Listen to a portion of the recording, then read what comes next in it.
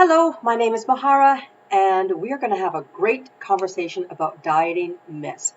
Boy, did this ever get the conversation going in meetings all across my territory this week. So, first of all, let's identify what a myth actually is.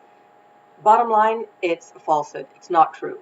Typically, it's something that sounds too good to be true, and guess what? It usually is. Um, it's important that we look at the ideas around weight loss that we are holding very tight to our chest that we don't want to let go. I suspect every single one of you has one. I know that I do. Um, what's important, though, is that we learn to question everything and look at some of the things that we've been telling ourselves. If it's not working for you, revise it, revisit it. Ask yourself, why is that so important? All right, let's look at the 6 top myths that are going around in our world right now, and we'll talk about them. So the first one is that you have to cut out carbs, fat, sugar, dairy, grains, you name it. You've got to cut something out completely in order to lose weight. Cutting out our favorite foods actually can be more harmful in the long run. Why? Because you feel like you're on a diet. Um, the, the reality is that it's all about a calorie deficit. Now, granted, there are some foods that are trigger foods for you, and you may choose to stay away from them because if you have one, then you're going to have the entire bag. But it's not the truth to say that you have to cut one particular food item out of your diet in order to lose weight. Another myth: certain foods speed up your metabolism. Go peppers, go. There's actually no scientific proof to support that. Um, Green tea and hot peppers are often touted as a great metabolism booster, but you'd have to eat a huge amount um, of that stuff to see a very negligible difference. So eat them if you like them, but don't eat them because you think they're going to boost your metabolism. This one is a hotly debated every time it comes up. The myth is that high intensity is the best type of activity. Is it? Well, actually, the best type of activity is the one that you like and that you're going to always do. Here's the deal. You want to be active because it helps you to have a calorie deficit. If a high intensity activity is difficult for you to do or you don't enjoy it, you're not going to do it. And you run the risk of not doing anything. So find something that you like in moderation, mix it up a bit, keep it exciting, keep it interesting for you, and you're more likely to stay on plan with it. Excellent.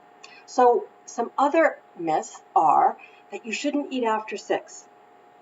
Okay, I confess, years ago, I swore Oprah said she didn't eat after 6 p.m. at night, and I adopted that. What's the result? When I do eat after 6, even now, and I'm immersed in Weight Watchers, I feel guilty about it.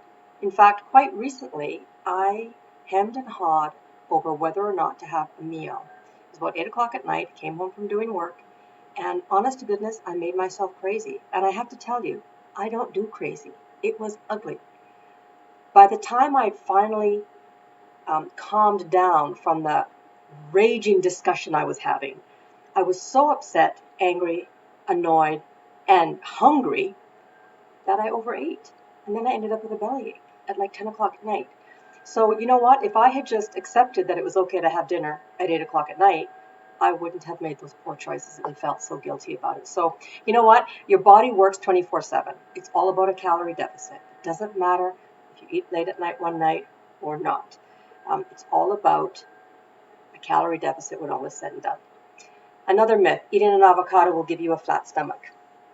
No. There's no evidence that any particular food will give you a flat stomach. Again, it all comes down to a calorie deficit. So, you know, making great healthy choices, combining it with more activity, you're more likely to have that flat stomach. All right? Another myth. Oh boy, this is a good one. Eating breakfast will jumpstart your metabolism. We've been hearing that like forever. But is it really true? No. There's absolutely no evidence to suggest that eating breakfast is going to have an impact on your metabolism throughout the day. What it would do, however, is it may stop you from overeating later on in the day. You don't ever want to get so hungry that you make poor choices. So if you don't want to eat first thing in the morning, don't. If you're not hungry till 10:30, eat something at 10:30. But don't force yourself to eat breakfast thinking that it's going to jumpstart your metabolism, because that's just not true. So there you have it. Lots of myths out there. Again, I'm going to suggest that you think about whatever it is you've been telling yourself and holding it close to you, because you may be doing yourself a disservice and missing out on lots of great food and or opportunities. My name is Mahara. Dieting myths, don't let them get you.